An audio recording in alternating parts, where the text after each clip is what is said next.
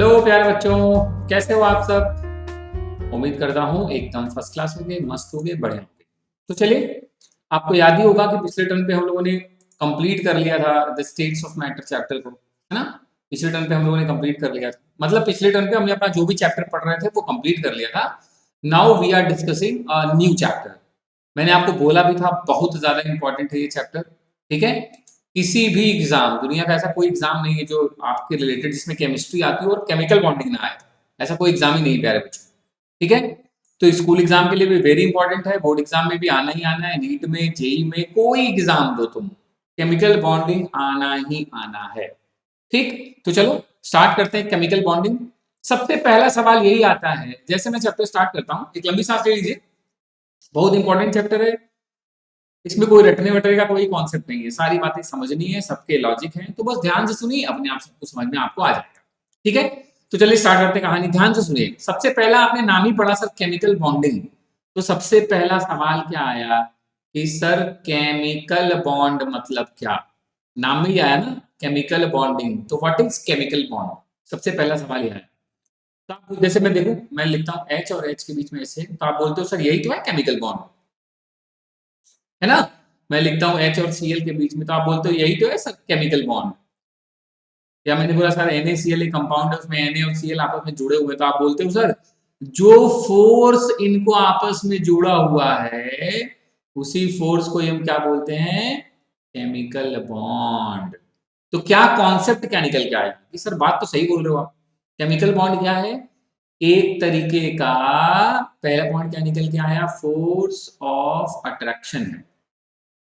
Chemical bond क्या है, एक तरीके का फोर्स ऑफ अट्रैक्शन है, जिसका काम क्या है, ये फोर्स ऑफ अट्रैक्शन है जिसका काम क्या है, टू कंबाइंड, कंबाइंड करना किसको, टू कंबाइंड एटम्स, किसको कंबाइंड करना, टू कंबाइंड एटम्स। कहाँ पे, एटम, एक से ज्यादा एटम कहाँ होते हैं, या तो वो होते हैं इन मॉलिक्यूल, या तो मॉलिक्यूल में होते हैं, और इन कंपाउंड, किसी कंपाउंड में या किसी मॉलिक्यूल में जहां एक से ज्यादा एटम होते हैं, उन्हीं को आपस में जो कंबाइन करने वाला फोर्स ऑफ अट्रैक्शन है, उसी को हम क्या बोलते हैं प्यारे बच्चों, chemical bond.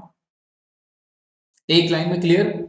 What is the chemical bond, chemical bond क्या है, एक तरीके का force of attraction. It is a force of attraction, जिसका काम है क्या है, to combine atoms in a molecule and compound. Molecule में, कंपाउंड्स में एटम को जो जोड़े रखता है, उसी फोर्स ऑफ अट्रैक्शन को हम क्या बोलते हैं, केमिकल बॉन्ड। क्या बोलते हैं चैंपियंस, केमिकल बॉन्ड। क्लियर। ओहो, अभी ठीक, बड़ा सिंपल सी बात है कि सर बात सही बोल रहे थे, ये यही तो है, ये फेविक्विक से थोड़ा जुड़े हैं, आप बोलते हो ना यही है बॉन्ड। तो ऐसा थोड़ा था ये डंडा था, इधर एच फेविक्विक, इधर फेविक्विक लगा कर जोड़ दिया, नहीं। ये क्या है, फोर्स ऑफ अट्रैक्शन ही तो है, जो दोनों एच और एच को आपस में जोड़े हुए हैं। NaCl में Na और Cl को आपस में जोड़े हुए एक फोर्स ऑफ अट्रैक्शन ही तो है, उसी को हम बोलते हैं बॉन्ड है, बॉन्ड है, बॉन्ड है ना। तो केमिकल बॉन्ड क्या है, it is a type of force of attraction which combine atoms in molecule and compound. Molecule में, कंपाउंड्स में एटम को जो जोड़े होता है, उसी को हम क्या बोलते हैं, केमिकल बॉन्ड। ठीक। अब मैंने बोला एटम तो ये नहीं कि मॉलिक्यूल नहीं जोड़ सकते, मॉलिक्यूल भी जोड़ सकते हैं, है ना। तो जैसे मैंने बोला, मैं स्पेसिफाई आगे करूंगा कि बॉन्ड को मैं इंटर एटॉमिक भी बोल सकता हूँ, इंटर मॉलिक्यूलर भी, आगे पढ़ोगे आप। फिलहाल एक बेसिक जो टर्म है वो ये कहता है कि एटम्स को जो जोड़े रहता है मॉलिक्यूल और कंपाउंड में, उसी फोर्स ऑफ अट्रैक्शन को हम क्या बोलते हैं, केमिकल।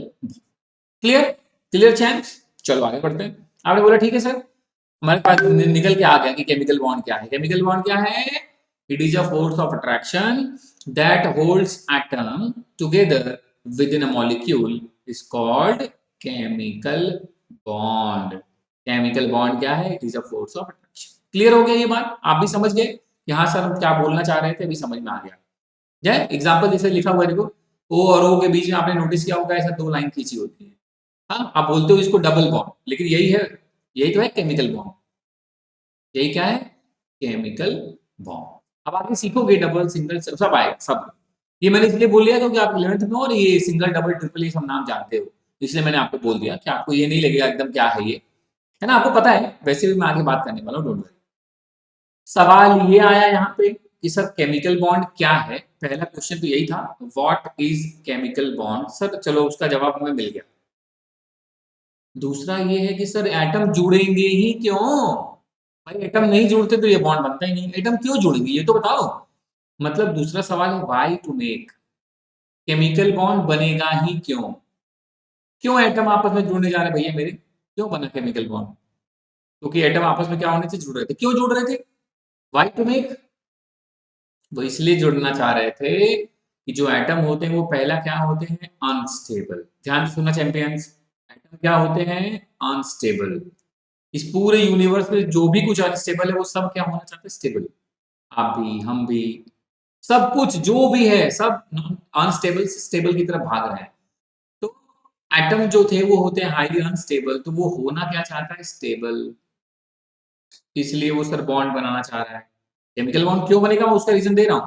पहला व्हाट इज केमिकल बॉन्ड, दूसरा व्हाई टू मेक, क्यों बनेगा केमिकल बॉन्ड। तो पहला जवाब क्या है कि एटम अनस्टेबल से स्टेबल होना चाहते हैं। और केमिस्ट्री में एक बात एकदम अच्छे से ध्यान रखिएगा कि जब आप स्टेबल होते हैं तो आप पहुंच जाते हैं लोअर एनर्जी स्टेट में। कहां पहुंच जाते हैं प्यारे बच्चों, लोअर एनर्जी स्टेट में पहुंच जाते हैं। कहां पहुंच जाते हैं, लोअर एनर्जी स्टेट में, या इसी को हम बोल सकते हैं मिनिमम एनर्जी लेवल में पहुंच जाते हैं। कहां पहुंच जाते हैं, मिनिमम एनर्जी लेवल में पहुंच जाते हैं। मतलब अब से कभी भी कोई आपसे पूछे कि केमिकल बॉन्ड क्यों बने, तो आपका जवाब होगा क्यों बने केमिकल बॉन्ड भैया, क्योंकि एटम चाहता है स्टेबल होना, टू अटेन स्टेबिलिटी, और दूसरा to reach lower energy state, या मैं बोल सकता हूं to reach minimum energy level.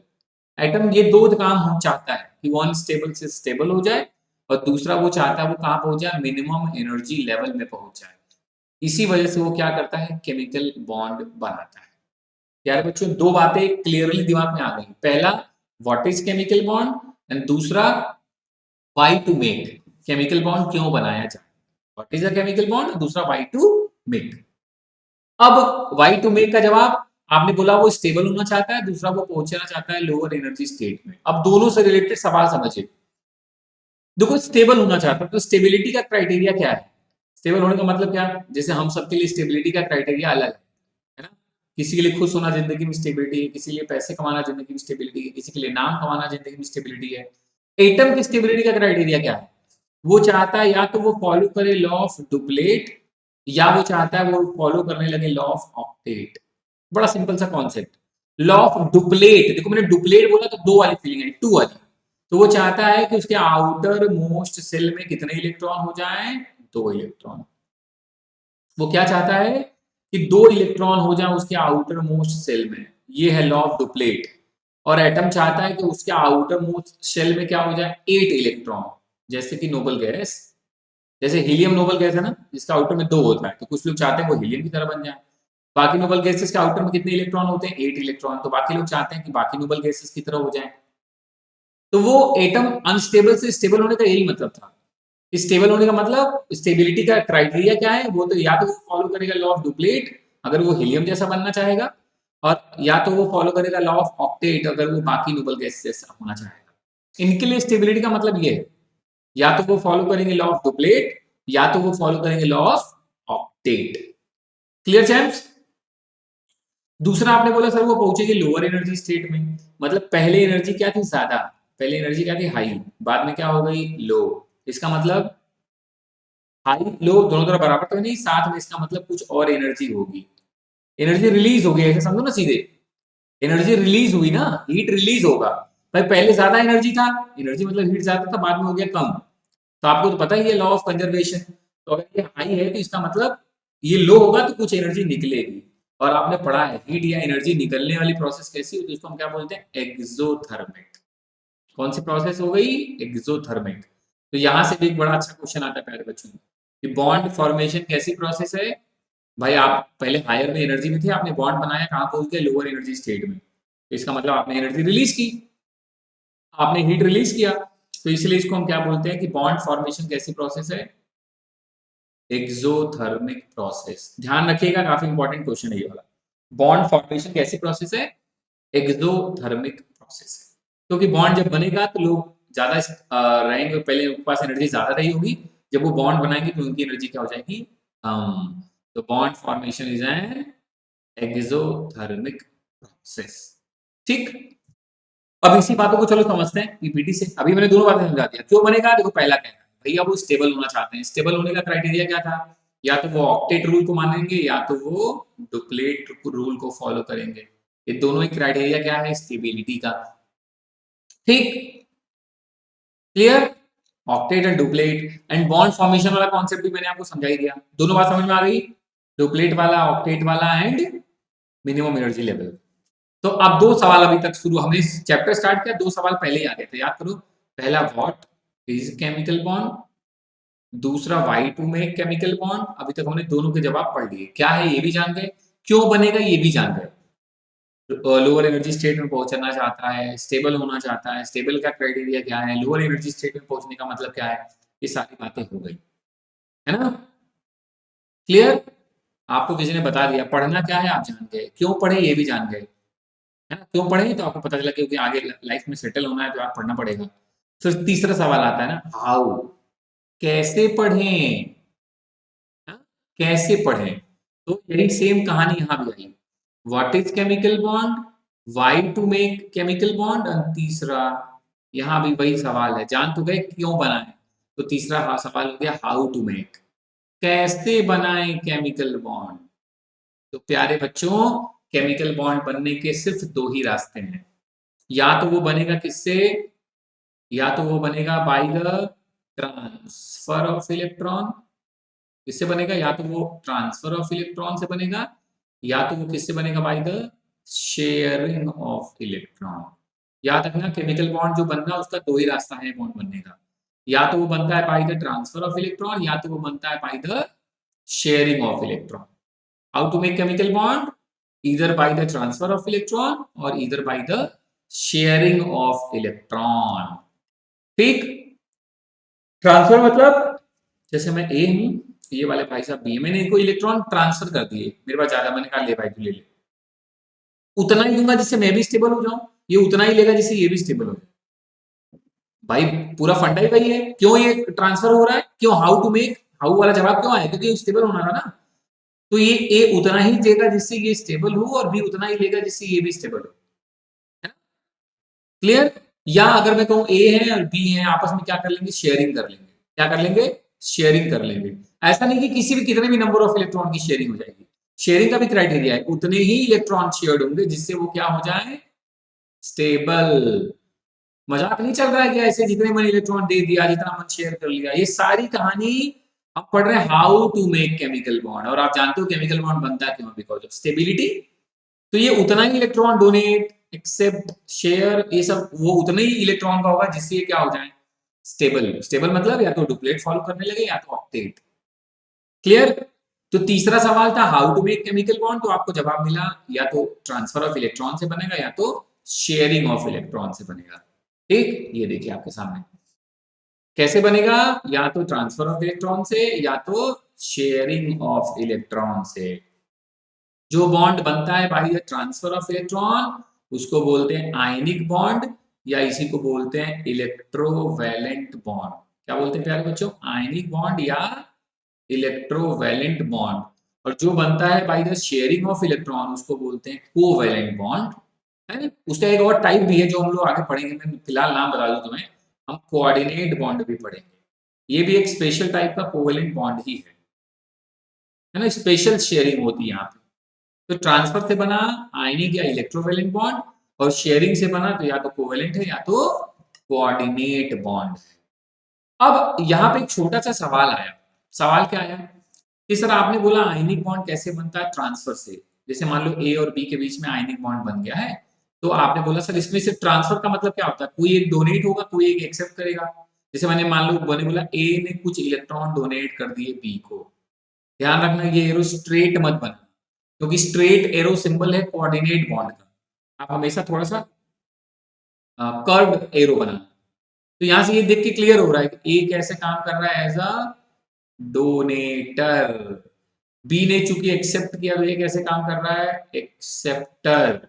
और अपने एलिमेंट्स में थोड़ा झांको और सोचो कि ऐसे कौन से एलिमेंट हैं जो इलेक्ट्रॉन डोनेट कर सकते हैं, तो आपको जवाब मिलेगा सर मेटल जो होते हैं वही इलेक्ट्रॉन डोनेट करते हैं सर, और नॉन मेटल क्या करते हैं, इलेक्ट्रॉन एक्सेप्ट करते हैं सर। इसका मतलब जो बॉन्ड बनेगा bye the transfer of electron, उसमें क्लियर है कि उसमें एक होगा मेटल और एक होगा नॉन मेटल। तभी तो एक डोनेट करेगा, एक एक्सेप्ट करेगा। यहां से एक लाइन क्लियर हो गई कि आयनिक बॉन्ड किसके बीच में बनेगा, हमेशा वो बनेगा between metal and non metal. दो मेटल मेटल आयनिक बॉन्ड नहीं बनाएंगे, दो नॉन मेटल आयनिक बॉन्ड नहीं बनाएंगे, एक मेटल एक नॉन मेटल, ये आपस में जब जोड़ेंगे तो कौन से बॉन्ड से जोड़ेंगे, थ्रू द आयनिक बॉन्ड, या उसी का नाम क्या है, इलेक्ट्रोवैलेंट बॉन्ड। क्लियर? समझो, बहुत बेसिक बात बता रहा हूं, है ना? आपने बोला आयनिक बॉन्ड के बारे में, आयनिक पढ़ा, कोवेलेंट पढ़ा, तो आयनिक के बारे में हम लोग पढ़ना स्टार्ट करने जा रहे हैं। एक करके पहला उठाया हमने आयनिक बॉन्ड, तो हमने पढ़ा ये सर कैसे बनता है, तो आपने बोला सर ये तो बनता है ट्रांसफर से, अभी पढ़ा।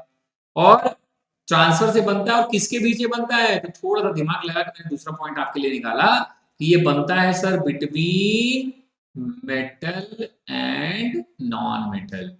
सर ये भाई साहब बनते हैं किसके बीच में, मेटल और नॉन मेटल के बीच में बनता है। क्लियर? प्यारे बच्चों क्लियर? हमेशा ध्यान रखना, मोस्ट ऑफ द टाइम पहचानने के लिए आता है ये कंपाउंड कैसा है, आयनिक है कि कोवेलेंट है। बस फट देखो तुम, एक मेटल एक नॉन मेटल, समझ लेना आयनिक है। कैसे पहचानेंगे मेटल एंड नॉन मेटल, बहुत बेसिक सी बात है प्यारे बच्चों। जो भी मेटल होते हैं उनके आउटर मोस्ट सेल में कितने इलेक्ट्रॉन होते हैं, 1 2 3। उनके आउटर मोस्ट में कितने इलेक्ट्रॉन होते हैं, एक या दो या तीन। और जितने भी नॉन मेटल होते हैं उनके आउटर मोस्ट में कितने इलेक्ट्रॉन होते हैं, 4 5 6 और 7। कितने होते हैं, 4 होंगे, 5 होंगे, 6 होंगे, 7 होंगे, ये नॉन मेटल्स हैं। अब आप बड़े आसानी से कोई भी एग्जांपल से समझ सकते हैं कि कौन मेटल है कौन नॉन मेटल है ना, और उसमें बॉन्डिंग कैसी होगी। या आप ऐसे समझो मेटल वो होते हैं जिनकी वैलेंसी अगर आपको याद हो, तो उनकी वैलेंसी हमेशा कैसी होती है, पॉजिटिव। इसलिए मेटल को हम क्या बोलते हैं, इलेक्ट्रो पॉजिटिव एलिमेंट। और नॉन मेटल की वैलेंसी हमेशा क्या होती है, नेगेटिव में, है ना, इसलिए उनको हम क्या बोलते हैं, इलेक्ट्रो नेगेटिव एलिमेंट्स। ठीक है? तो मैंने यहां से कुछ बातें आपको आयनिक बॉन्ड के लिए बोलना चालू करूंगा, ध्यान से सुने। पहला पॉइंट क्या था, आयनिक बॉन्ड कैसे बनता है, तो भैया अभी बोला सर कैसे बनता है, by the transfer of electron, इलेक्ट्रॉनों के ट्रांसफर से बनता है। दूसरा, किनके बीच में बनता है, तो अभी आपने बोला sir between metal and non metal. मैं शॉर्ट में लिख रहा हूँ लेकिन आप सुनते रहेंगे तो दिमाग में आपको पता चलेगा ये एनएम का मतलब क्या है। किसके बीच में बनता है, between metal and non metal. तीसरी बात, सर इन्हीं को मेटल को हम बोलते हैं इलेक्ट्रो पॉजिटिव एलिमेंट, और नॉन मेटल को हम बोल सकते हैं इलेक्ट्रो नेगेटिव एलिमेंट। तो मतलब हम ये भी कह सकते हैं कि ये बॉन्ड बनता है between electro positive element and electronegative elements. हम ये भी कह सकते हैं प्यारे बच्चों फिर तो, ये बॉन्ड किसके बीच में बनता है, between electro positive elements and electro negative elements. ठीक है? अब ध्यान से फोर्थ पॉइंट सुनना।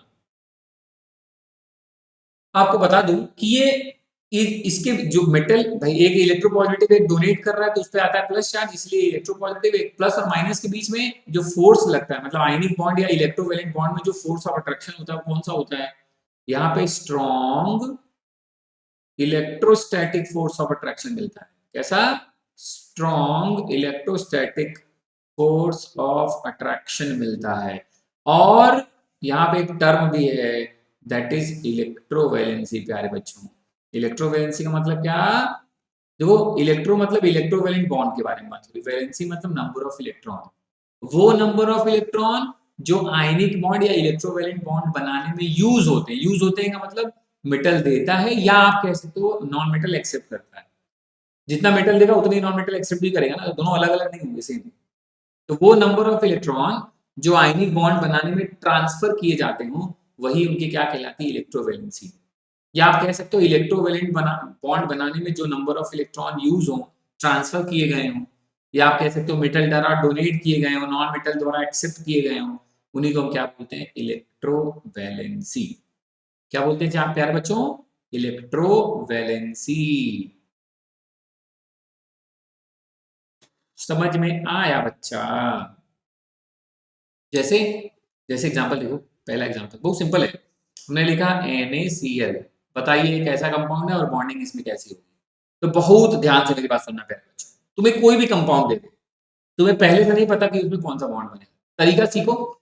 वैसे बहुत बेसिक है, दो चार बार सीखोगे तो आदत बन जाएगी, कुछ चीजें देख के जान जाओगे, जानते हो तुम Na की वैलेंसी +1 होती है, Cl की -1 होती है, तो पता है तुम्हें कि ये मेटल है नॉन मेटल, तो बॉन्ड कौन सा बनेगा, आयनिक। लेकिन ये तरीका कैसे सीखना है, आदत डालनी कैसे है, तो इसमें पहचानो कौन कौन सा एलिमेंट है। सर एक है Na और एक है Cl। Na का एटॉमिक नंबर 11, कॉन्फ़िगरेशन 2,8,1, और सर अभी आपने बोला जिसके आउटर में 1 होगा वो क्या कहलाएंगे, मेटल। क्लियर हो गया, Na क्या है, मेटल। हमारे Cl के पास, Cl का एटॉमिक नंबर 17, एटॉमिक नंबर याद कर लीजिएगा। अब 11th में हो तो वैसे भी 20 तक तो याद ही है ना, और पीरियोडिक टेबल में सब याद हो जाएगा, टेंशन की जरूरत ही नहीं है। ठीक है, क्लोरीन एटॉमिक नंबर 287, और आपको पता चल गया 4, 5, 6, 7 वाले कैसे होते हैं, नॉन मेटल। तो ये तो मेरे लाल क्लियर हो गया कि बॉन्ड कौन सा बनेगा, आयोनिक। किसके बीच में, Na और Cl के बीच में। कौन डोनेट करेगा, जो मेटल है। कौन एक्सेप्ट करेगा, जो नॉन मेटल है। कितना डोनेट करेगा, जिससे वो स्टेबल हो जाए। कितना ये एक्सेप्ट करेंगे, जिससे ये स्टेबल हो जाए, यही ना। तो हमने लिखा Na के आउटर मोस्ट में कितने इलेक्ट्रॉन, 1। हमने लिखा Cl आउटर मोस्ट में कितने इलेक्ट्रॉन, 7। अब सोच के देखो तुम, Na कितना इलेक्ट्रॉन अपना आउटर मोस्ट में डोनेट कर दे कि वो या तो डुप्लेट फॉलो करने लगे या तो ऑक्टेट। आपने बोला सर मेटल है हमेशा डोनेट ही करता है, यही सर, एक डोनेट कर दे बस, तो ये बचेगा कितना, 8, और ये नोबल गैस की तरह हो जाएगा। तो Na अपना एक इलेक्ट्रॉन डोनेट करता है, ऑब्वियसली करेगा क्लोरीन को ही। और आप ध्यान से देखो तो तुम्हें दिखेगा भाई, क्लोरीन के आउटर में कितने, 7। इसको चाहिए कितना, 8 होने के लिए, ऑक्टेट पूरा करने के लिए 1। देखो इसने 1 दे दिया। अब Na ने दिया तो उस पर कौन सा चार्ज, प्लस। कितना प्लस, एक ही दिया, 1 प्लस। दूसरा क्लोरीन ने कितना गेन किया, 1 इलेक्ट्रॉन, तो गेन किया तो माइनस, कितना माइनस, 1 गेन किया तो 1 माइनस। बन गया, Na प्लस और Cl माइनस, चूंकि अपोजिट चार्ज है तो इनके बीच में एक strong force of attraction develop हो गया। उसी फोर्स ऑफ अट्रैक्शन को हम क्या बोलते हैं, इलेक्ट्रोस्टैटिक फोर्स ऑफ अट्रैक्शन। ठीक है, पक्का दिमाग में चला कि हाँ सर ये बॉन्ड बन जाएगा, कोई बड़ी बात नहीं है ना। तो इसको बोलते हैं इलेक्ट्रॉन डॉट स्ट्रक्चर, ये मतलब इलेक्ट्रॉनिक डायग्राम है। ये जो है उसको बोलते हैं ऑर्बिटल डायग्राम। ये आप 9, 10 में बनाते थे, अब नहीं बनाना, इतना टाइम इतना खर्चा कौन करे कॉपी। ठीक, ये इसको बोलते हैं ऑर्बिटल डायग्राम। अभी हमने सिर्फ आउटर मोस्ट के इलेक्ट्रॉन लिखे थे, देखो इसको गोला मारा था, उसको क्रॉस लिया था, अलग डिफरेंशिएट दिखाने के लिए करते हैं बस, और कोई लॉजिक नहीं है ना। तो ये हो गया आपका NaCl का कैसे होता है बॉन्डिंग, उसका स्ट्रक्चर। अभी हम लोग बात आयनिक की ही कर रहे हैं, तो आप ध्यान से समझ लीजिए। आयनिक बॉन्ड के बारे में कुछ पॉइंट्स मैंने बताए, कैसे बनेगा, मैंने एग्जांपल बताया कि आप जो भी कुछ हो पहले उसमें जो एलिमेंट हो अलग लिखो, वहीं से तुम्हें आइडेंटिफाई होगा कि मेटल है कि नॉन मेटल है, तो तुम्हें आइडिया लगेगा कि बॉन्डिंग कैसी बननी है। फिर उसके बाद तो बड़ा सिंपल है, जब जान गए कि आयनिक बॉन्ड बनना है तो बनेगा ट्रांसफर से, कोवेलेंट बनना है तो बनेगा शेयरिंग से, उसके बाद की कहानी तो क्लियर है, ज्यादा समस्या नहीं है। ठीक, यहाँ जो लिखा है मैं उड़ा रहा हूँ उसको, क्योंकि एक एग्जांपल और देने जा रहा हूँ। ठीक है, चलो, लिख लिया तो वेरी गुड, नहीं लिया होगा स्क्रीनशॉट ले लेना। दूसरा देखो, हमने कहा यार एक एग्जांपल आपने NaCl दिया, कुछ और हो जाए, हमने कहा चलो ले लेते भाई, इतना जिद करो तुम तो। मैंने कहा हम लोग बात करेंगे MgO, मैग्नीशियम ऑक्साइड के बारे में। तो आपने बोला सर तरीका तो वही, सबसे पहले magnesium atomic number 12, configuration 282। Clear हो गया सर, ये मेटल है। दूसरा क्या है, oxygen atomic number 8, configuration 2,6। Sir 6 आपने तो बोला ही था, 4, 5, 6, 7 तो नॉन मेटल। सर ये नॉन मेटल है, क्या है, इट इज अ नॉन, एक मेटल है और दूसरा क्या है, नॉन मेटल। क्लियर हो गया, बॉन्ड कौन सा बनेगा, आयोनिक। कैसे बनेगा, ट्रांसफर से। कौन डोनेट करेगा, मेटल। कितना, किसको डोनेट करेगा, नॉन मेटल को। कितना डोनेट करेगा, जिससे दोनों ही क्या हो जाए, स्टेबल। तो हमने पड़ोस पड़ोस में लिख दिया, एक Mg और एक O। कैसे लिखा, with their valence electron. Mg के आउटर में कितने इलेक्ट्रॉन, 2। O के आउटर में कितने इलेक्ट्रॉन, 6। अब आप खुद से कॉन्फ़िगरेशन देख लो, बता दो तुम। मैग्नीशियम कितना डोनेट कर दे कि स्टेबल हो जाए, तो सर ये 2 कर दे, 8 बचेगा स्टेबल। वैसे ऑक्सीजन कितना एक्सेप्ट कर लेगी, 8 हो जाए, तो फिर से 2, तो बस ये दोनों इलेक्ट्रॉन डोनेट कर दिया मैग्नीशियम ने ऑक्सीजन को। भाई मेटल था डोनेटर, ये एक्सेप्टर, डोनेट कर दिया। देने के बाद चूंकि मैग्नीशियम ने 2 इलेक्ट्रॉन दिए हैं तो उस पर चार्ज होगा +2 और ब्रैकेट, और ऑक्सीजन ने 2 इलेक्ट्रॉन गेन किए तो उस पर कौन सा चार्ज होगा, -2। ये है मैग्नीशियम ऑक्साइड का स्ट्रक्चर। यार बच्चों, अगर आपने कॉन्सेप्ट सीख लिया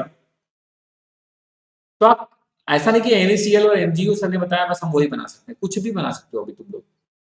CaCl2, CaO, ZnO, MgCl2 है ना, NaF, NaCl, NaI, MgCl2, MgI2, Mg, मतलब मैं कुछ भी आयनिक कंपाउंड अगर मैं दूंगा तो तुम बना लोगे, बस इतना जान लो कि ये कोई बड़ा बवाल नहीं। तो आराम से तुम आयनिक कंपाउंड बना सकते हो, स्ट्रक्चर उसका ड्रॉ कर सकते हो। पक्का समझ में आई बात कि हाँ सर बात तो ठीक बोल रहे हो, कर लेंगे, है ना। जैसे मैंने आपने दो एग्जांपल का लिया ना, दूसरा MgO था, पहले क्या था, NaCl था।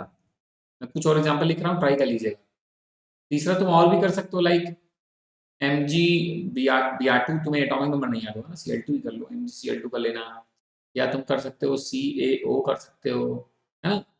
ये मैं कुछ एग्जांपल ऐसे दे रहा हूँ जिसकी तुम कर सकते हो। जैसे चलो एक और ट्राई कर लेना, Al2O3 ट्राई कर लेना, तो ये ट्राई कर लोगे, बस हो गया काम। और कौन सा, कोई बाहर से कुछ नहीं आने वाला, है ना, तुम आसानी से कर लोगे। पक्का प्यारे बच्चों, है ना। कुछ और चाहिए, चलो Na2S भी कर लेना, ठीक। तो ये कुछ प्रैक्टिस कर लेना, आयनिक बॉन्ड बनाना आ जाएगा, कोई बड़ी बात नहीं है, आसानी से सीख जाओगे, ठीक। आयनिक बॉन्ड जान गए, कैसे हम आयनिक बॉन्ड बनाते हैं कंपाउंड्स में, उनके स्ट्रक्चर में वो भी जान गए, कुछ एग्जांपल मैंने दे दिया प्रैक्टिस करने के लिए, ठीक है। चलो तो बढ़ो आगे, चलो बढ़ते हैं आगे प्यारे बच्चों।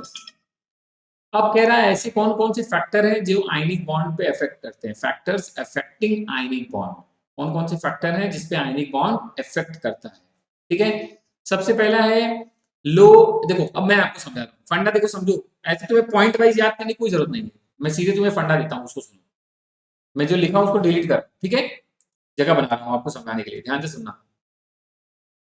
देखो ये तो क्लियर है, अभी आपने बोला कि बॉन्ड बनेगा किसके बीच में, मेटल सर और नॉन मेटल, इधर मैं मेटल इधर लिख देता हूँ नॉन मेटल के बीच में। और आपको दिमाग में अगर थोड़ा भी आइडिया है तो सोच के देखो, पीरियोडिक टेबल आपके मन में सोच लो सामने है, तो आपके पीरियोडिक टेबल में आप अगर आप सोचो कि आपके सामने है तो आपको दिख रहा होगा कि आपके पीरियोडिक टेबल में इस साइड क्या है मेटल्स, इस साइड क्या है नॉन मेटल्स, अगर पीरियोडिक टेबल आपके सामने हो तो ऐसे दिखेगा ना कि मेटल इस साइड है नॉन मेटल इस साइड है। लेफ्ट टू राइट जाने पे आयनाइजेशन पोटेंशियल बढ़ता है, लेफ्ट टू राइट जाने पे आयनाइजेशन पोटेंशियल बढ़ता है, इसका मतलब मेटल का आईपी कैसा होगा, लेस, जितना ज्यादा लेस होगा उतना अच्छा मेटेलिक होगा। और नॉन मेटल का आईपी कितना होगा, हाई, जितना ज्यादा ये हाई होंगे उतना अच्छे नॉन मेटल होंगे, तो उतना अच्छा बॉन्ड बनेगा। तो जैसे मैंने आईपी के लिए बोला, वैसे मैं इलेक्ट्रोनेगेटिविटी के लिए भी बोल सकता हूँ कि इनका इलेक्ट्रोनेगेटिविटी लेस, इनका इलेक्ट्रोनेगेटिविटी हाई, इनकी इलेक्ट्रॉन एफिनिटी लेस, इनकी इलेक्ट्रॉन एफिनिटी हाई। बॉन्ड बनने के लिए ये सब चीजें चाहिए भाई, देखो मेटल और नॉन मेटल के बीच में बन रहा है, तो जो जो जितना अच्छा मेटल हो या जो जितना अच्छा नॉन मेटल हो, दोनों अच्छा बॉन्ड बनाएंगे। तो वही बात यहाँ लिखी है, अभी समझ में आ गया ना, ये वही बात लिखी, घबरा मत जाना, कि कह रहा है मेटल के केस में क्या है कि आयनाइजेशन एंथैल्पी क्या होनी चाहिए, लो, नॉन मेटल के केस में उनकी इलेक्ट्रॉन एफिनिटी क्या होनी चाहिए, हाई, मेटल के केस में क्या है उनकी लैटिस एंथैल्पी क्या होनी चाहिए, हाई। अब आपके दिमाग में आया होगा ये लैटिस एंथैल्पी कहाँ से आ गया, है ना, तो मैं बता रहा हूँ लैटिस एंथैल्पी का मतलब क्या है, टेंशन मत लो, ठीक है। देखो आपने क्या बोला, आपने लिया Na प्लस Cl माइनस, मिल के आपने जैसे इनको मिलाया हमें क्या मिल गया, 1 मोल मिल गया NaCl। तो 1 मोल आयनिक कंपाउंड बनाने के लिए आपने बनाया ना, बॉन्ड फॉर्म करेंगे, इसको जोड़ना मतलब बॉन्ड फॉर्मेशन, तो जो अमाउंट ऑफ एनर्जी रिलीज होगी, बॉन्ड फॉर्मेशन एक्सोथर्मिक प्रोसेस है, इसलिए मैं बोल रहा हूँ जो रिलीज होगी 1 मोल ऑफ आयनिक कंपाउंड बनाने के लिए फ्रॉम देयर कॉन्स्टिट्यूएंट्स, जो अमाउंट ऑफ एनर्जी रिलीज होगी उसी को हम क्या बोलते हैं, लैटिस एनर्जी, उन्हीं को हम क्या बोलते हैं प्यारे बच्चों, लैटिस एनर्जी। लैटिस एनर्जी मतलब the amount of energy release to form 1 mole of ionic compound by their constituents. NaCl बनाना तो Na प्लस और Cl माइनस को जोड़ दिया, बन गया 1 मोल NaCl, और इसी के साथ में जो हीट जो एनर्जी रिलीज हुई बस वही क्या है, लैटिस एनर्जी। उसी एनर्जी को हम क्या बोलते हैं प्यारे बच्चों, लैटिस एनर्जी। पक्का इसका उल्टा भी बोल सकते हैं, अभी फॉर्म कर रहे थे, अच्छा आप बना रहे हो, बनाने में जितनी एनर्जी रिलीज होगी तोड़ने में उतनी रिक्वायर्ड भी होगी, तो आपने, अब मैं इसका उल्टा भी बोल सकता हूँ, मैं बोल सकता हूँ amount of energy required to break 1 mole of ionic compound, 1 mole of ionic compound into their constituents, one mole ionic compound को तोड़ना उनके कॉन्स्टिट्यूएंट्स में, तब जितनी एनर्जी चाहिए वो उसको भी हम बोल सकते हैं लैटिस एनर्जी, लैटिस एंथैल्पी। अभी समझ में आया मैं क्या बोल रहा हूँ? वन मोल बनाओगे तो जो एनर्जी रिलीज होगी, या one mole ionic bond compounds को तोड़ोगे तो जो एनर्जी रिक्वायर्ड होगी, उन्हीं दोनों को हम क्या बोलते हैं? Lattice enthalpy. क्या बोलते हैं? लैटिस एंथैल्पी या लैटिस एनर्जी। ठीक चैंपियंस, बात समझ में आ गई क्या? क्लियर? ओके, क्लियर हो गया ना लैटिस एनर्जी वाला कॉन्सेप्ट भी? ठीक, आगे चल के मैं आपको बताऊंगा कि लैटिस एनर्जी कैलकुलेट करने के लिए किसी कंपाउंड की एक साइकिल दिया गया जिसको हम बोलते हैं Born Haber cycle. Born Haber cycle की हेल्प से हम किसी आयनिक कंपाउंड की लैटिस एनर्जी कैलकुलेट कर सकते हैं, बल्कि इसके अलावा लेकिन बाकी सब दी हुई हो। इससे डिसोसिएशन की जरूरत पड़ेगी, आयनाइजेशन एंथैल्पी की पड़ेगी, इलेक्ट्रॉन नेगेटिविटी की पड़ेगी, सब्लिमेशन आई, ये सब पड़ेगा जरूर, मतलब मैं आगे बताऊंगा सब सब। क्लियर? फिर से सोच लो एक बार ध्यान से मैंने क्या बोला। हम लोगों ने पढ़ा आयनिक बॉन्ड का मतलब क्या, कैसे आयनिक बॉन्ड के बारे में पॉइंट्स पढ़े हमने, कैसे बनेगा, 2 एग्जांपल के थ्रू मैंने समझाया, 5-6 एग्जांपल आपको दिया करने के लिए भी, है ना? ऐसे कौन-कौन से फैक्टर हैं जो आयनिक बॉन्ड को अफेक्ट करते हैं, तो मैंने वो भी बता दिया कि मेटल कैसा होना चाहिए, नॉन मेटल कैसा होना चाहिए। यहाँ पे आपने लैटिस एनर्जी क्या है उसका भी कॉन्सेप्ट थोड़ा-सा पढ़ लिया। हाँ, लैटिस एनर्जी कैलकुलेट कर सकते हैं through the Born Haber cycle, वो भी मैं आपको बताऊँगा, सब एक-एक करके बताऊँगा। ठीक है? पीपीटी में तो कह रहा चलो कोवेलेंट पढ़ लो, नहीं लेकिन अभी नहीं पढ़ेंगे। हमने क्या किया, इतनी बातें कर ली, अब चलो एक नए पेज पे आता हूँ, तुम्हें बताता हूँ बॉर्न हेबर साइकिल क्या है। साथ ही में लेके चलता हूँ, क्यों छोड़ूंगा? ठीक है? ध्यान से देखना मेरे लाल, मेरे प्यारे बच्चों ध्यान से सुनना। आपने कहा सर अभी आपने नाम लिया कि एक साइकिल है जिसको हम क्या बोलते हैं? Born Haber cycle.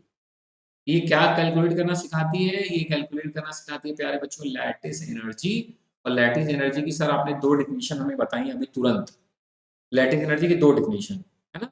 एक रिलीज वाले एनर्जी से और एक रिक्वायर्ड वाले से। एक बना रहे हैं तो एनर्जी निकल रही है, एक तोड़ रहे हैं तो एनर्जी रिक्वायर्ड है। उसी के बेसिस पे हम पढ़ रहे हैं। तो बॉर्न हेबर साइकिल में हमने एक नॉर्मल लिया, जैसे मुझे बनाना है NaCl, तो हम अगर मुझे डायरेक्ट बनाना तो मैं क्या लूंगा? मैं लूंगा Na और क्या लूंगा? Chlorine gas. भाई क्लोरीन नेचुरली गैस के फॉर्म में मिलता है। मुझे 1 मोल बनाना है तो मैंने क्या लिया? हाफ। भाई Cl एक ही बचा हुआ है, Na सॉलिड स्टेट में है, क्लोरीन गैस स्टेट में है, NaCl सॉलिड है। और अभी आपने क्या पढ़ा था? लैटिस एनर्जी क्या होती है? The amount of energy release to form 1 mole of ionic compound by their constituents, atom नहीं, बाय देयर कॉन्स्टिट्यूएंट्स कैटायन और एनायन। याद करिए हमने NaCl, Na और Cl2 मिला के नहीं बनाया था, हमने बनाया था Na प्लस और Cl माइनस को जोड़ा था तब बना था NaCl। इसमें जो एनर्जी रिलीज हुई थी उसको मैं बोला था लैटिस एनर्जी। तो मैंने बोला अमाउंट ऑफ एनर्जी रिलीज कब? To form 1 mole of ionic compound by their constituents cation और एनायन, एटम नहीं, ध्यान रखना। अगर मैंने गलती से एटम बोला हो तो आयंस, एटम नहीं, है ना? ठीक है? अच्छा, आप ध्यान से सुनो, आपने कहा ठीक है सर, Na लिया, Cl2 मिला दिया, बन गया NaCl। भाई बॉन्ड फॉर्मेशन तो यहाँ भी हो रहा है, तो ये भी एक्सोथर्मिक प्रोसेस ही होगी सर। मैंने बोला एकदम सही बेटा। यहाँ जो एनर्जी होती है उसको हम बोलते हैं एंथैल्पी ऑफ फॉर्मेशन। क्या बोलते हैं? Enthalpy of formation. मतलब हमने फॉर्म किया कुछ, तो उसको बनाने में जो एनर्जी चेंज हुई उसको बोलते हैं एंथैल्पी ऑफ फॉर्मेशन। और चूंकि मैंने अभी बोला ये एक्सोथर्मिक है, मतलब ये साइन डेल्टा एच कैसा होगा? नेगेटिव। डेल्टा एच एफ कैसा होगा? नेगेटिव होगा, क्योंकि ये प्रोसेस एक्सोथर्मिक है। तो और आप भी जानते हो एक्सोथर्मिक में एनर्जी रिलीज होती है, मतलब नेगेटिव। अब मेरा मोटिव क्या है? मुझे इस कहानी को Na को Na प्लस तक ले जाना है, Cl को Cl माइनस तक ले जाना है, तब जो जोड़ेंगे वही कहलाएगी लैटिस एनर्जी, है ना? तो Na सॉलिड को हम सीधे कहाँ ले गए? Na गैस में ले गए। आप जानते हो उसको क्या बोलते हैं? Enthalpy of sublimation. क्या बोलते हैं? Enthalpy of sublimation. सब्लिमेशन में आपने सुना है सॉलिड डायरेक्ट कन्वर्ट होता है किसमें? गैस में, विदाउट चेंजिंग इनटू लिक्विड। वैसे Cl2 को भी हमें तोड़ना था, हमें तो Cl चाहिए, तो हमने इसको भी तोड़ा। इस पे क्या लगा? इसमें लगा एंथैल्पी ऑफ डिसोसिएशन। लेकिन चूंकि ये हाफ मोल था तो half half enthalpy of dissociation लगा। आप जानते हो जो भी एनर्जी लगता है उसको मल्टीप्लाई करना पड़ेगा, वो 1 मोल के लिए होता है ना। ये आधा के लिए था तो आधा को मल्टीप्लाई कर दिया। अब हमें सिर्फ क्या मिला? Cl gas. ठीक है। और अभी भी मुझे Na गैस नहीं चाहिए, Na प्लस चाहिए, तो हमने पढ़ा एक term, amount of energy required to remove an electron from neutral isolated gaseous atom. ये किसका डेफिनेशन है, आयनाइजेशन पोटेंशियल का। आपने Na गैस से Na प्लस बनाने के लिए हमें क्या चाहिए, Ip, और ये रिक्वायर्ड था, अमाउंट ऑफ एनर्जी रिक्वायर्ड, मतलब कैसी प्रोसेस, ये प्लस साइन के साथ ही रहेगी, ठीक। हेलो, प्लस साइन रिक्वायर्ड है ना, रिलीज होगा तब नेगेटिव, ठीक। जैसे एंथैल्पी ऑफ सब्लिमेशन, हीट देना पड़ेगा तुम्हें, हीट देना पड़ेगा, है ना, एक्सो नहीं, एंडोथर्मिक प्रोसेस, ठीक है। अच्छा, ये बन गया Na प्लस। इसमें हीट ऑफ डिसोसिएशन आपने दिया, हमने क्या किया, दिया उसमें, ठीक है। चलो आगे बढ़े, ओके, आगे बढ़ते हैं फिर, इतना जिद कर रहा हो तो। Cl गैस से हमें कहाँ जाना है, Cl माइनस आयन पे, तो फिर से भाई इसको क्या बोलते हैं, इलेक्ट्रॉन एफिनिटी, तो क्या बोलते हैं, electron affinity, amount of energy release, तो ये माइनस साइन, वन इलेक्ट्रॉन जब गेन करेगा कोई न्यूट्रल आइसोलेटेड गैसेस एटम, तो उसी अमाउंट ऑफ एनर्जी जो रिलीज होती है उसी को बोलते हैं इलेक्ट्रॉन एफिनिटी। ये तो बेसिक टर्म है, जानते होगे, ये बन गया है। अब ये जब आपस में जोड़ेंगे और बनेगा NaCl, तो यहाँ जो चेंज होगा उसी को हम क्या बोलते हैं, लैटिस एनर्जी, रिप्रेजेंट करते हैं क्या, U से, है ना, उसी को क्या बोलते हैं, U से, या कहीं लिखा हो सकता है Le, लैटिस एनर्जी, तो भी टेंशन की जरूरत नहीं है। और हमने एक छोटा सा लॉ पढ़ा है, हेस लॉ, हंस लॉ नहीं है, हेस लॉ। हेस लॉ कहता है कि अगर आप किसी चीज को बना रहे हो, जैसे NaCl हम बना रहे हैं, है ना, अब एक मेथड से बनाओ, एक स्टेप में बना दो सीधे, या एक से ज्यादा स्टेप में बना दो, जो इसको बनाने में एंथैल्पी चेंज होगी वो कांस्टेंट होगी। एंथैल्पी चेंज जो होगा इसको बनाने में, वेदर एक स्टेप से बनाओ और मोर देन वन स्टेप से बनाओ, जो चेंज इन एंथैल्पी होगा, या आप कह सकते हैं standard enthalpy of the formation, वो क्या होगा, constant. Standard enthalpy formation of a compound is constant whether it is formed by a single step or more than one step। तो यहां से एक डाटा क्या निकल के आया, ये जो डेल्टा HF है ना, इसके बराबर होगा, ये जो डेल्टा HF है प्यारे बच्चों किसके बराबर होगा, इन सब के। भाई एक ही स्टेप में बनाए तो इतनी एनर्जी लगी, इन इतने ज्यादा स्टेप बनाए तो भी ये एनर्जी का सम इसी के इक्वल होगा, तो मैं वही लिखने जा रहा हूँ, delta HF equal to delta H sublimation plus IP plus half enthalpy of dissociation minus EA minus U, इन सबको जोड़ा जाए तो जो आएगा वही आएगा डेल्टा HF के इक्वल। तो अगर तुम्हें इस फॉर्मूले में सब पता हो, सिर्फ क्या ना पता हो, इंटरनल एनर्जी, तो तुम कैलकुलेट कर सकते हो। तो बॉर्न हेबर साइकिल स्पेशली क्या बताता है, कंपाउंड की कैसे हम कैलकुलेट करें, क्या लैटिस एनर्जी कैलकुलेट कैसे करें, वही बताता है हमें कौन, बॉर्न हेबर साइकिल। कौन बताता है प्यारे बच्चों, बॉर्न हेबर साइकिल। मैंने एग्जांपल में NaCl का लिया, हो सकता है आपकी बुक में एग्जांपल कोई और आयनिक कंपाउंड का हो, कहानी यही है, होने वाला यही है, लगेगा यही सब, sublimation, ionisation potential, electron affinity, dissociation, lattice energy, हर बार यही मिलेंगे तुम्हें, ठीक। इसमें एक बट नहीं, हर बार तुम्हें यही मिलेंगे, ठीक। आपने बोला ठीक है सर, चलिए अच्छी हुआ आपने बॉर्न हेबर साइकिल बता दिया क्या है, जिससे हम क्या कैलकुलेट कर सकते हैं, लैटिस एनर्जी। और प्यारे बच्चों ध्यान रखना, किसी भी आयनिक कंपाउंड की जितनी ज्यादा लैटिस एनर्जी, इसका मतलब उसको तोड़ने में उतनी ज्यादा एनर्जी रिक्वायर्ड होगी, या उसके बनने में उतनी एनर्जी रिलीज होगी, तो जितना ज्यादा लैटिस एनर्जी वो उतना ही ज्यादा क्या होगा, स्टेबल, उतने तोड़ने में ज्यादा तो ज्यादा स्टेबल हो गया, है ना। जितनी लैटिस एनर्जी जितना ज्यादा, स्टेबिलिटी भी उतनी ही ज्यादा। और लैटिस एनर्जी और हाइड्रेशन एनर्जी एक दूसरे के क्या है, उल्टा है बेटा। अगर लैटिस एनर्जी ज्यादा है तो हाइड्रेशन एनर्जी क्या होगी, कम।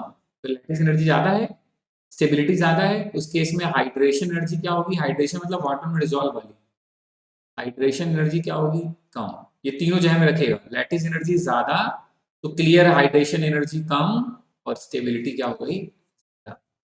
तो अगर लैटिस है ज्यादा हाइड्रेशन एनर्जी से, तो कंपाउंड क्या होगा, वाटर में सॉल्युबल नहीं होगा, इनसॉल्युबल इन वाटर। वैसे जितने आयनिक कंपाउंड है they are soluble in water, लेकिन वो आयनिक कंपाउंड जिनकी लैटिस एनर्जी ज्यादा है हाइड्रेशन एनर्जी से, वो वाटर में क्या होंगे, इनसॉल्युबल। ठीक, उसका उल्टा जिनकी लैटिस एनर्जी कम है हाइड्रेशन से, वो क्या होंगे, सॉल्युबल, मतलब धमाकेदार सॉल्युबल होंगे इन वाटर। और आप कह सकते हैं जिनकी बराबर हो तो सर लैटिस एनर्जी लगभग बराबर है हाइड्रेशन एनर्जी के, तो वही सब कैसे होते हैं, उन्हीं को हम क्या बोलते हैं, स्पेरिंगली सॉल्युबल। क्या बोलते हैं, स्प्रिंगली सॉल्युबल, या यही लोग बनाते हैं पीपीटी।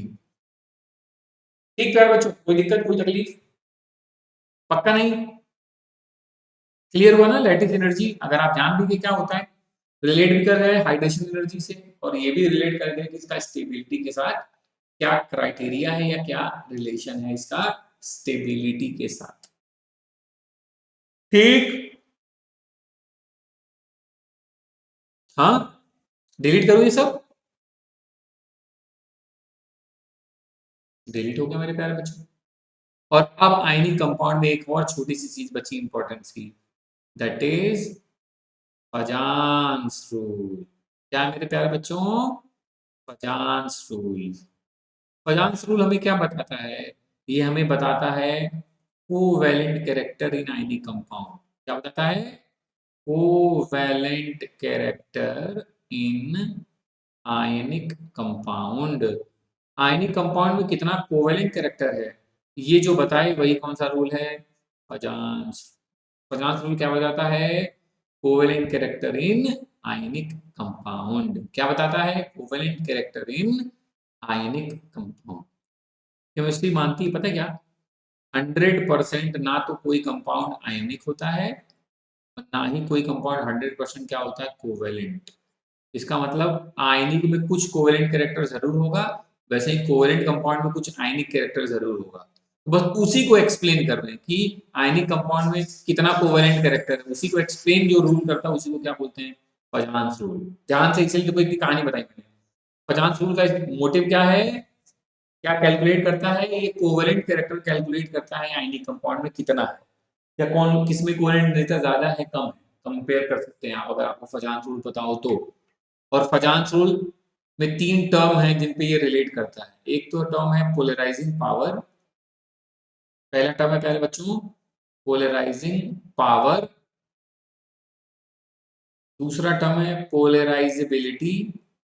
क्या है, पोलराइजेबिलिटी, और तीसरा टर्म है पोलराइजेशन। तीनों का मतलब समझ लेंगे तो आपको समझने में और आसानी हो जाएगी। देखो मैंने क्या बोला, मैंने एक कैटायन रखा, कैटायन मतलब इसके ऊपर कौन सा चार्ज है, प्लस चार्ज, और इसी के पड़ोस में मैंने क्या रखा है, एक एनायन। ये देखो मैंने क्या रख दिया, anion, negative anion, sorry surface पे नेगेटिव चार्ज। ठीक, लेकिन दोनों के न्यूक्लियस पे कौन सा चार्ज होगा, प्लस। प्लस तो यहाँ भी होगा, प्लस यहाँ भी होगा। तो इनका प्लस और माइनस जो है जहां अपोजिट है वो तो एक दूसरे को खींच रहे होंगे अपनी तरफ, लेकिन न्यूक्लियस पे चूंकि सिमिलर चार्ज है तो वो एक दूसरे को क्या कर रहे होंगे, रिपेल। तो एक दूसरे को क्या कर रहे होंगे, रिपेल। यही फिनोमेना कहलाती है पोलराइजेशन। अब ध्यान से देखना क्या हो जाएगा, ये कुछ स्ट्रक्चर ऐसा बन जाएगा, प्लस और प्लस तो दूर हो गए, लेकिन जो प्लस और माइनस के बीच में चार्ज था वो क्या हो गया, एक दूसरे को अट्रैक्ट कर लिए। क्या मेरी बात समझ में आ गई होगी आपको कि हाँ सर माइनस और प्लस तो अट्रैक्ट हो सकते थे तो हो गए, लेकिन दोनों के न्यूक्लियस पे पॉजिटिव चार्ज था तो एक दूसरे को क्या कर रहे हैं, रिपेल कर रहे हैं। यही फिनोमेना ही क्या कहलाई है, पोलराइजेशन। कैटायन ने एनायन का जो शेप था वो डिस्ट्रक्ट कर दिया। यही यही जो पावर है उसी को क्या बोलते हैं, कैटायन का पोलराइजिंग पावर। मतलब पोलराइजिंग पावर किसके लिए वर्ड यूज हो रहा है, फॉर द कैटायन। और इसके प्लस के चक्कर में माइनस की तरफ खींचा चला गया। तो पोलराइज इसी एनायन की इस एबिलिटी को क्या बोलते हैं, पोलराइजेबिलिटी। मतलब ये बात एनायन की है, ध्यान से सुनना। और पोलराइजेशन क्या है, यही जो हुआ है वही क्या है, पोलराइजेशन। तो कह रहा है पोलराइजिंग पावर और पोलराइजेबिलिटी जितनी ज्यादा होंगी उतना ही ज्यादा कंपाउंड में कौन सा कैरेक्टर होगा, कोवेलेंट कैरेक्टर। ये फजान भैया ने बताया। तो कैटायन का पोलराइजिंग पावर हो या एनायन की पोलराइजेबिलिटी डिपेंड करता है सिर्फ दो ही चीज पे, किस पे, साइज पे और चार्ज। ये भी डिपेंड करते हैं दो ही चीज पे, साइज पे और चार्ज पे। तो कह रहा है कैटायन का साइज जितना ज्यादा होगा उसकी पोलराइजिंग पावर उतनी कम होगी। सोचो मैं कैटायन हूँ, मैं बहुत बड़ा होऊंगा तो मेरे न्यूक्लियस और आउटरमोस्ट के बीच में फोर्स ऑफ अट्रैक्शन कम हो जाएगा, तो इसलिए मैं जितना ज्यादा छोटा होगा उतना मेरा फोर्स ऑफ अट्रैक्शन ज्यादा होगा। तो कह रहा है कि साइज, अगर मैं चाहूँ कि पोलराइजिंग पावर ज्यादा हो, साइज क्या होना चाहिए, लो, साइज होना चाहिए लो, और चार्ज क्या होना चाहिए, ज्यादा। भाई जितना ज्यादा प्लस होगा उतना ज्यादा माइनस को अपनी तरफ अट्रैक्ट करूंगा। तो कैटायन का पोलराइजिंग पावर कब ज्यादा होगा, जब कैटायन की साइज हो छोटी और चार्ज क्या हो, ज्यादा। लेकिन एनायन की पोलराइजेबिलिटी क्या है, उसके लिए दोनों ही ज्यादा, साइज ज्यादा होगा और चार्ज दोनों ही ज्यादा होगा, तब जाके क्या ज्यादा होगा, पोलराइजेबिलिटी ज्यादा होगी। अब आपको सोचना, यही बात को समझना है कि क्या बताना चाह रहे हैं सर। देखो कैटायन हो या एनायन, मतलब कैटायन का पोलराइजिंग पावर हो या एनायन की पोलराइजेबिलिटी, मैंने बोला सिर्फ दो ही बात पे डिपेंड कर रही है, कैटायन और एनायन के साइज पे और चार्ज पे। कैटायन जितना ज्यादा छोटा होगा उतना ज्यादा ये न्यूक्लियर चार्ज इस पे होगा, जितना ज्यादा न्यूक्लियर चार्ज होगा उतना ही ज्यादा ये माइनस को अपनी तरफ खींच लेगा। तभी तो ये देखो पहले दूर से ये खींच लिया, देखो माइनस पास में आ गए, प्लस प्लस दूर हो गए। तो पोलराइजिंग पावर, कैटायन जितना छोटा पोलराइजिंग पावर उतना ज्यादा, तो देखो इसलिए लिखा है साइज नीचे रखना है, और जितना ज्यादा प्लस हो उतना ज्यादा माइनस को खींचेगा। तो साइज के इनवर्सली प्रोपोर्शनल है पोलराइजिंग पावर, लेकिन चार्ज के डायरेक्टली प्रोपोर्शनल है, ध्यान रखिएगा। और जबकि पोलराइजेबिलिटी में जो एनायन है उसका साइज और चार्ज दोनों ही क्या है, पोलराइजेबिलिटी के डायरेक्टली प्रोपोर्शनल है। एनायन जितना बड़ा होगा उसका प्यार अपने न्यूक्लियस से उतना कम होगा, तभी तो वो दूसरे में खींच के चला जाएगा। अगर छोटा होता तो खींच के जा ही नहीं पाता, है ना। और वैसे ही जैसे प्लस, जितना कैटायन में प्लस होगा उतना वो माइनस को खींचेगा, वैसे जितना एनायन पे माइनस होगा वो उतना प्लस की तरफ अट्रैक्ट होगा। तो polarizability of anion depend करता है साइज और चार्ज दोनों के डायरेक्टली प्रोपोर्शनल, जबकि polarizing power of the cation वो साइज और चार्ज के क्या प्रोपोर्शनल है, साइज के इनवर्सली और चार्ज के क्या है, डायरेक्टली प्रोपोर्शनल। ठीक है बच्चों, पक्का। तो जिसमें जितना ये वाला कैरेक्टर उसमें उतना ही ज्यादा कोवेलेंट कैरेक्टर। जैसे मैं आपसे पूछ लेता हूँ, देखो समझ जाओगे तुम, PbCl2 और PbCl4 में बताओ विच इज मोर कोवेलेंट। आपने बोला चेक किया, PbCl, अच्छा Cl यहाँ भी वही है, Cl यहाँ भी वही है। हाँ Pb में दोनों में एक ही, लेकिन यहाँ Pb प्लस स्टेट में, यहाँ +4। तो एनायन से कोई फर्क नहीं पड़ा, कैटायन से फर्क पड़ेगा, देख लो। कैटायन में चार्ज जितना ज्यादा पोलराइजिंग पावर उतना ज्यादा, इसका मतलब PbCl2 और PbCl4 में ज्यादा कोवेलेंट कौन, भाई ये सब तो कोवेलेंट नेचर को बता रहे हैं ना। पोलराइजिंग पावर ज्यादा मतलब ज्यादा कोवेलेंट, पोलराइजिबिलिटी ज्यादा मतलब ज्यादा कोवेलेंट। तो कौन से किसमें ज्यादा था, PbCl4 का, मतलब PbCl2 और PbCl4 में कोवेलेंट ज्यादा PbCl4 है, लेकिन आयनिक उसका उल्टा कर दें, आयनिक ज्यादा कौन है, PbCl2 है। ठीक, ये किसका ऑर्डर है, ये है ऑर्डर ऑफ कोवेलेंट नेचर, और ये किसका ऑर्डर है, ये ऑर्डर है आयनिक का। पक्का प्यारे बच्चों, यहाँ तक जरूर रिवाइज करेगा, देखो सारी बातें इंपॉर्टेंट थी, मैंने कुछ छोड़ा नहीं, ऐसा नहीं कि पीपीटी में नहीं था तो मैंने उड़ा दिया तुमको, इसकी जरूरत ही नहीं है, नहीं, मैंने हर चीज को ध्यान से बताया, आप यहाँ तक कंप्लीट रखेंगे। जो मैंने एग्जांपल दिया आयनिक कंपाउंड बनाने को जरूर बनाइएगा, तभी प्रैक्टिस होगी, तभी सीखने का मजा भी आएगा। ठीक, पक्का। इस पे कुछ और भी क्वेश्चंस करे जाएंगे बाद में हम लोग, अभी मैंने आपको एक आइडिया दिया है, क्वेश्चन भी दे दिया कि आप समझ जाओ कि कैसे लगता है और कैसे क्वेश्चन पूछे जाते हैं। ठीक है, पक्का। तो चलो फिर यहाँ तक रिवाइज कर लेना प्यारे बच्चों, ठीक है। चलो मेरी तरफ से एज यूजुअल सर क्या बोलते हैं, नमस्कार प्यारे बच्चों, जय श्री राधे, अपना ख्याल रखिए, खुश रहिए, मस्त रहिए, और पढ़ाई पे ध्यान दीजिए। ठीक है, चलो बच्चों, बाय।